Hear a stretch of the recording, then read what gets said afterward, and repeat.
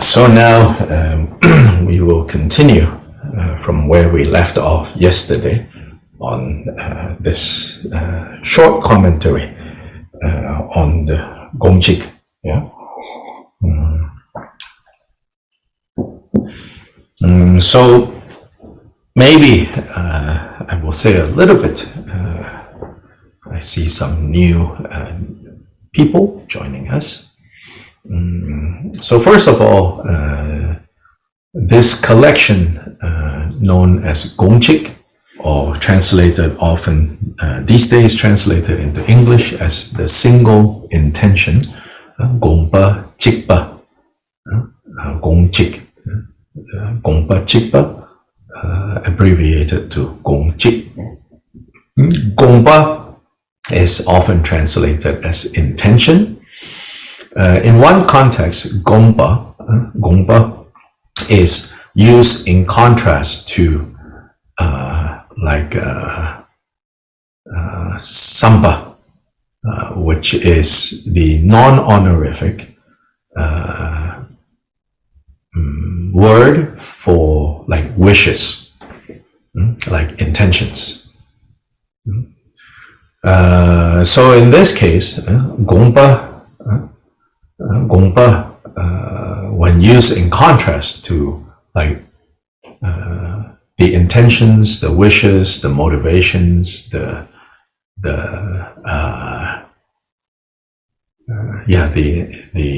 wishes of ordinary beings, then Gongpa is something that only Buddhas have. It's a special kind of like intention, you could say, or wish, or intent. It's a special kind of intent. It's an intent that is no longer coming from the three poisons, no longer coming from the unknowing state, avidya. Is free from that already. So then Buddhas have Gongpa, have this special intent. The rest of us, we have our desires, our plans, our motivations, which are in one way or another determined by, controlled by, colored by the afflictive emotions. Another meaning of Gongpa is the ultimate realizations, like the mind, having realized the mind, having seen the ultimate state. That is the Buddha's Gongpa, the Buddha's realizations. So here when it says Gongchik, it carries both connotations, as in it's the single realization that all Buddhas have realized. It's the single coming face to face to truth, coming face to face with truth, so to say, seeing the single identity of all reality. So single Gongpa in that sense, single intent, single intention, single realization. Then, so that's the wisdom aspect. Then the compassion aspect of this intent then is the intentions.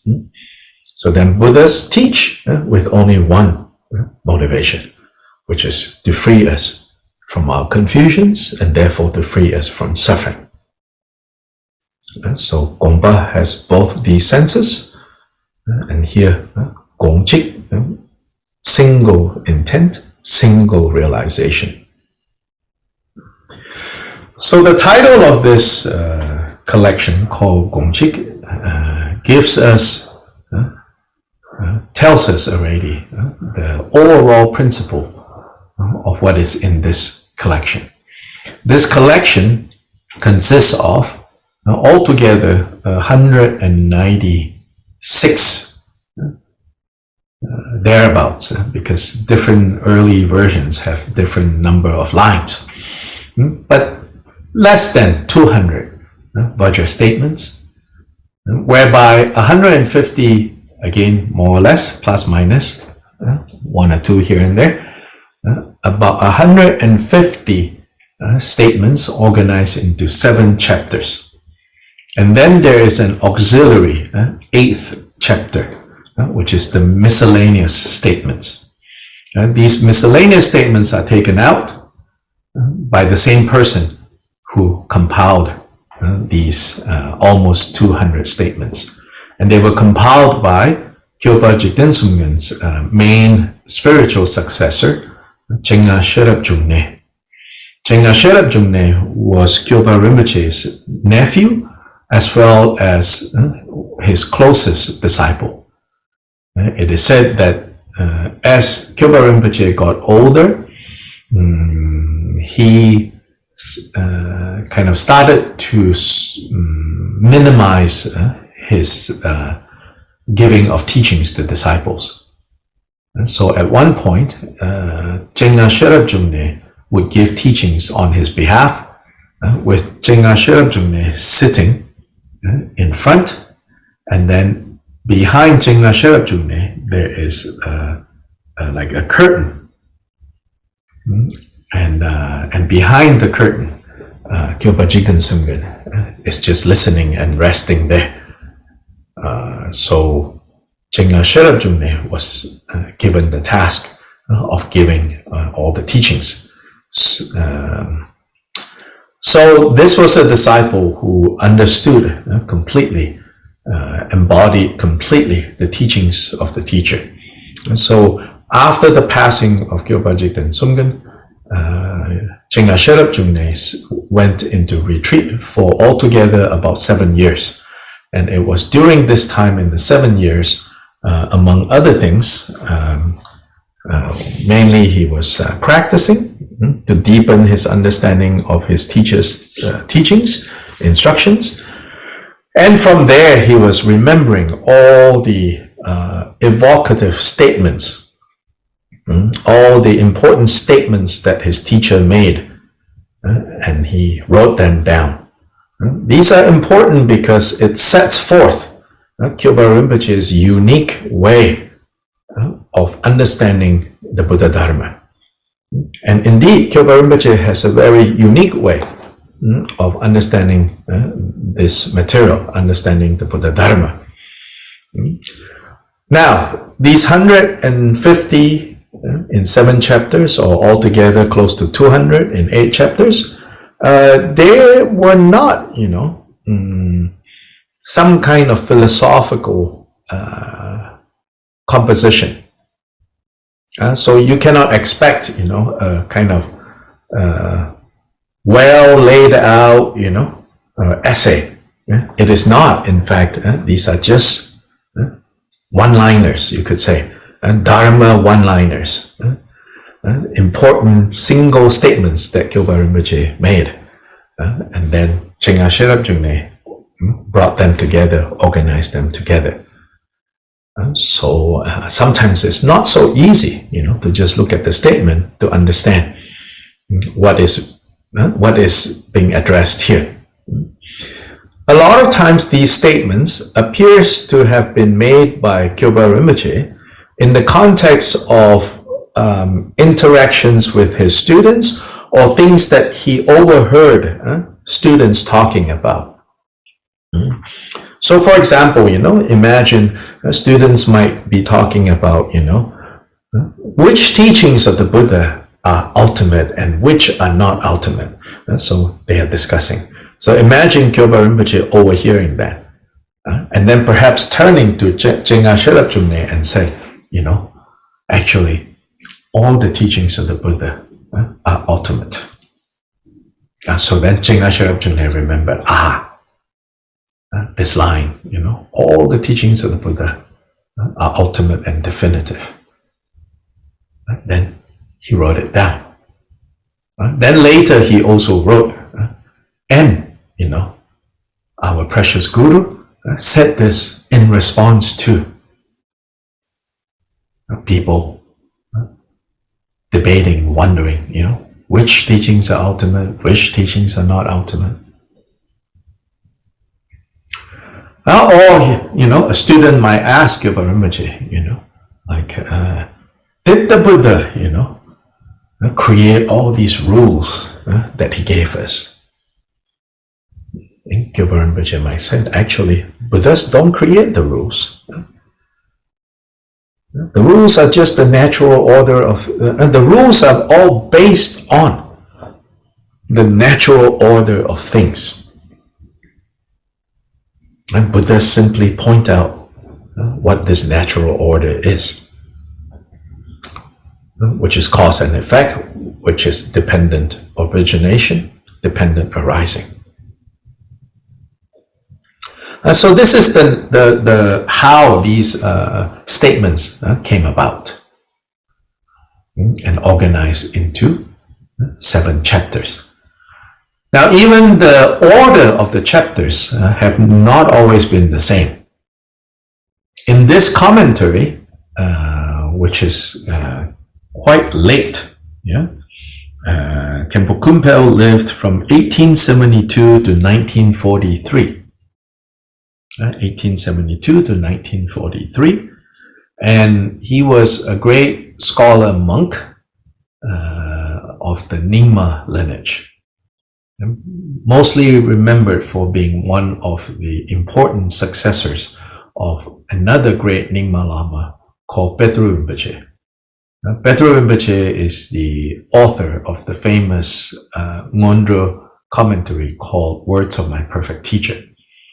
And Petru Rinpoche was also the one who probably was most responsible for the popularization of Shantideva's Bodhicayyavatara in recent times, in modern times in Tibet.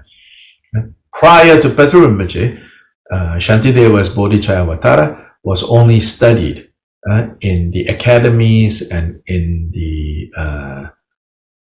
seminaries for monks. So a very small population were studying Shantideva's Bodhicayyavatara. But it is said that through the efforts of Petru Rinpoche, Petru Rinpoche broke the tradition of only teaching Bodhicayyavatara to a very limited audience. He took it out into the masses. So he would give these big teachings to monastic and lay people out in the open and promoted Shantideva's Bodhicayyavatara. And through his efforts, this text has become so commonly studied, not just by specialist scholar monks, but by even lay people. So anyway, Khenpo Kunpal was one of the main students of Petru Rinpoche.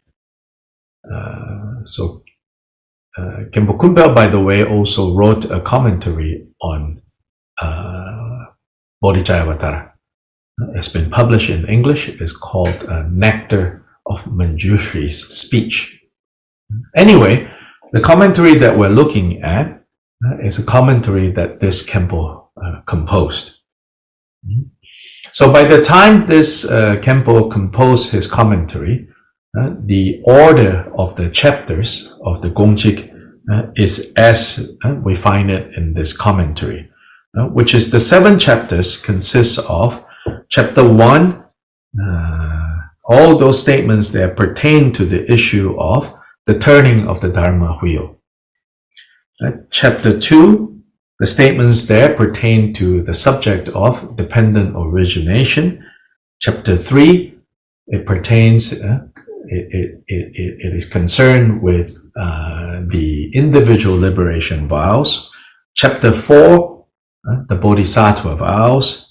Chapter 5, the vows of secret mantra. Chapter 6 is on the topic of the view, meditation, and conduct. And chapter 7 is on fruition, the result, which is on Buddhahood. Then chapter 8, like I said, is the 40 plus statements that are miscellaneous. So this is the order of the Gongchik by the time of Khenpo Kunpal.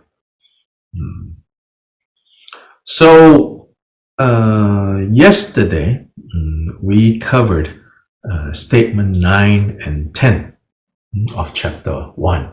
Again, if you missed all those classes that led up to statement 9 and 10, they will be on, they are already, I've seen a few of the videos have already turned up on the Drigong Dhammakirti YouTube channel under this playlist, the short Gongchik commentary, something like that. If you look for that, you can go listen to those. They are short, and they are about half an hour, 45 minutes for each of them. Well, relatively short, I suppose. Now, statement 11. So statement 11, let me first read the statement itself, which is, the teachings on all phenomena being mind only reveal the middle way, that is free from extremes. So this is statement 11. So now let's look at Khenpo Kunpal's very brief commentary. He says, the teachings that reveal all phenomena as mind only, such as found in this sutra called Descent to Lanka and the Dense Ornament Sutra,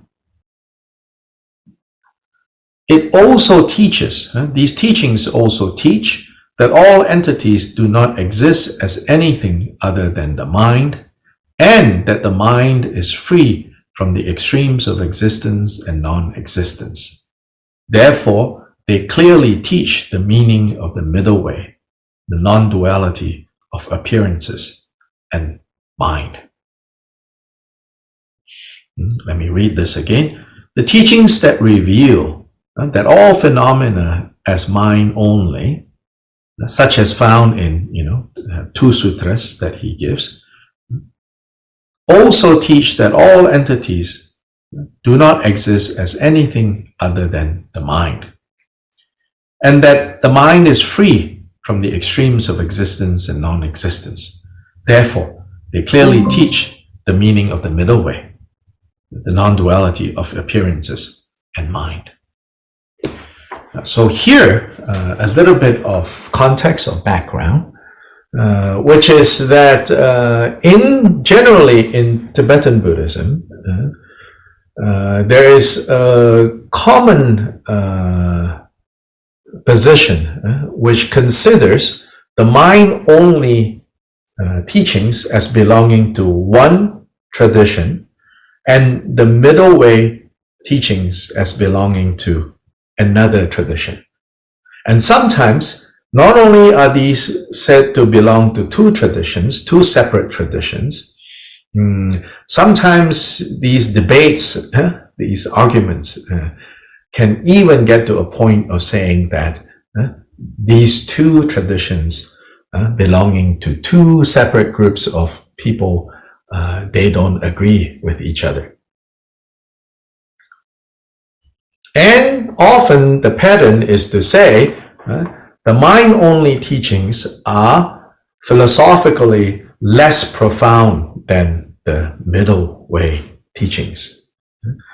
Mind-only in Sanskrit is chitta matra, and then the middle way is madhyamaka. So there is a tendency to emphasize that these two are distinct and separate. And so, not surprisingly, Khenpo Rinpoche in this statement says they are both the same. In fact, the middle, the mind only, doesn't teach its teachings, or the mind-only teachings cannot be understood independent of the middle way teachings. That they are part of the middle way tradition. Here, there's two ways of using this expression, middle way. One middle way is the middle way that is a particular philosophical tradition, often associated with Nagarjuna and his successors, such as Bhava Arya Deva, Shanti Deva, Bhava Viveka, Buddha Palita.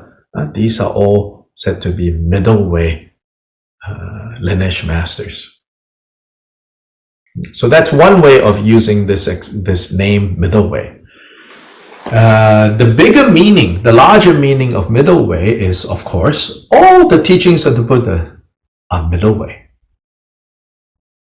So here when Kyopa says that mind only is part of middle way, for sure he means, for one thing, that it's part of Buddha's teachings, middle way.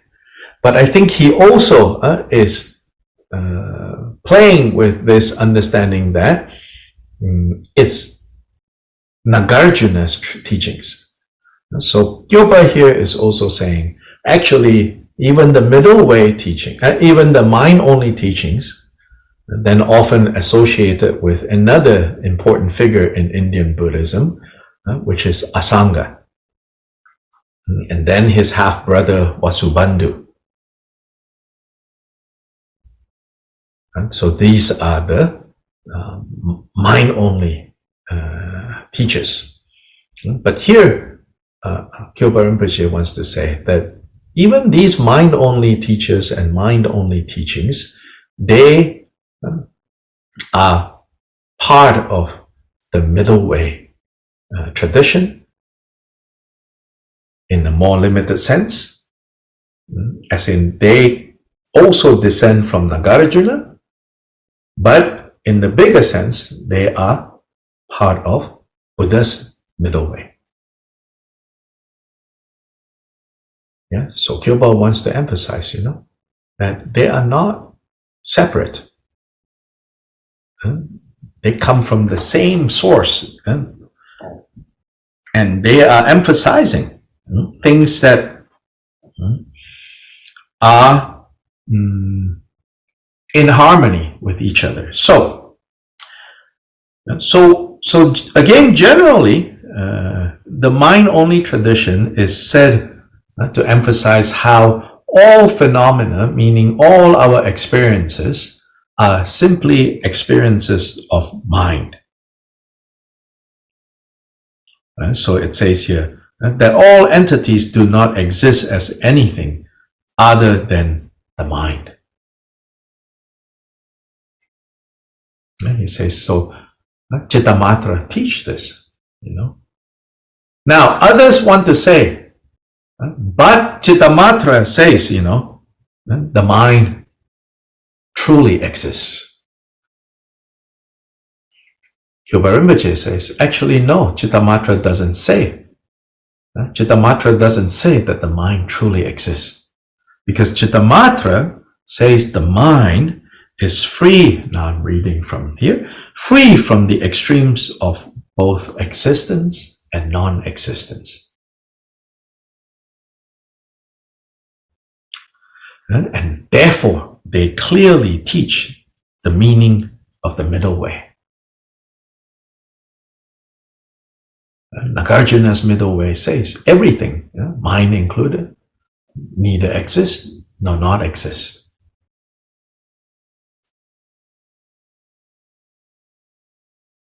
Furthermore, this mind-only teachings emphasize the non-duality of appearances and mind.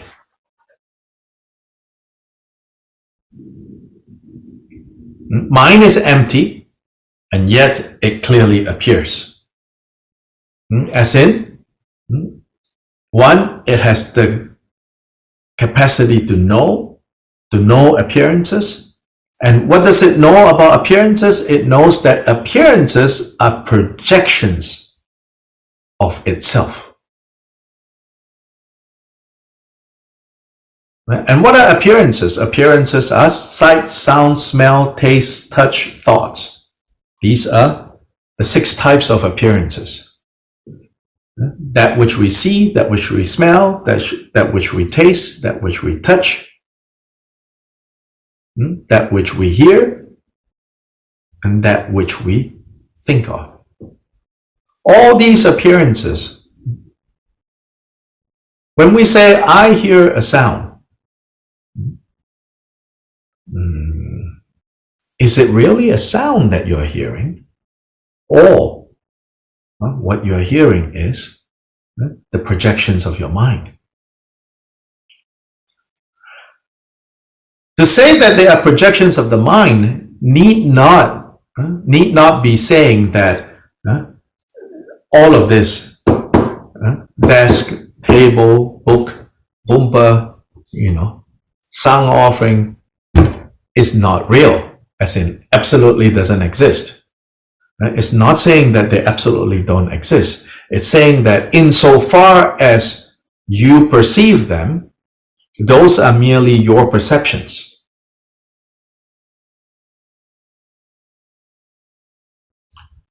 So therefore, the same song that is playing on the radio right now, I can perceive it as pleasant, and you can perceive it as unpleasant. Because what you hear is exactly that, what you hear. What I hear is exactly that, what I hear. And can we see that what you hear and what I hear is not the same sound, so to say? That same sound doesn't exist as an independent absolute thing out there. They temporarily arise based on my history, my projections, my likes, my dislike, and therefore I perceive that. And that is the appearance of sound. That is the appearance of a particular song, a particular Christmas song. That I hear, that I say, oh, nice. That you hear and say, oh, eesh. That time of the year again. Where it seems like you're stuck with Rudolph the Red-Nosed Reindeer, playing in the unending loop, in your mind. And it says, yeah, that is your mind only, so mind only. That is just your mind only.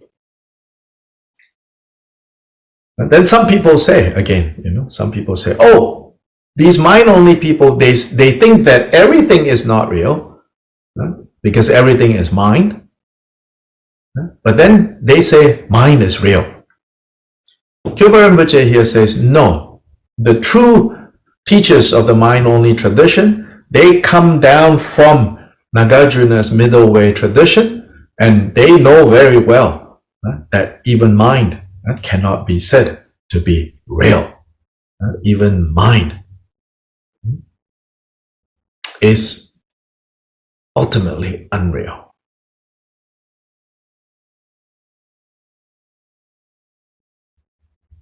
So this is statement 11 in chapter 1. So today we are going to stop here.